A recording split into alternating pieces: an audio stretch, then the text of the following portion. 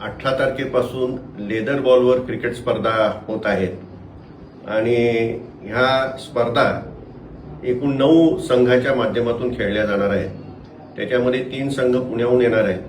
माळशिरसचा एक संघ आहे, सातारचे 2 संघ आहेत आणि उर्वरित संघ हे फलटणचे आहेत. फलटण क्रिकेट अकॅडमी आणि फलटण एज्युकेशन सोसायटीच्या वतीने या ठिकाणी गोविंद चषक या नावाने या स्पर्धा भरवण्यात येत आहेत.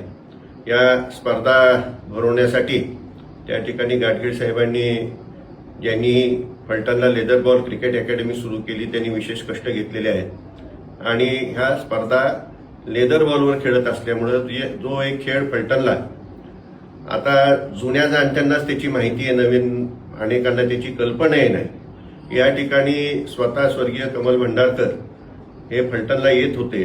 डॉक्टर सिधे त्यांना दर उन्हाळ्यामध्ये आणत होते आणि फलटणची एक अत्यंत चांगली क्रिकेटची टीम, लेदर बॉलवर खेळणारी क्रिकेटची टीम अत्यंत चांगली तयार झाली होती. अनेक नामवंत क्रिकेटपटू फलटणमधून तयार झाले होते. मध्यंतरी कुठंतरी ह्याच्यामध्ये फार मोठा त्या ठिकाणी गॅप पडलेला आपल्याला दिसून येतो आणि तो भरून काढण्याच्या दृष्टीने या ठिकाणी या स्पर्धा भरवल्या जात आहेत. ही अत्यंत आनंदाची बाब आहे आणि यातून चांगले क्रिकेटपटू फलटण शहरातून परिसरातून निर्माण होतील असा विश्वास व्यक्त करतो आणि या स्पर्धांना मनापासून शुभेच्छा व्यक्त करतो. शुभेच्छा देत असताना आपण आवर्जून या स्पर्धा पाहण्यासाठी यावं, कारण 20 वर्षाखालील मुलांच्या ह्या स्पर्धा आहेत.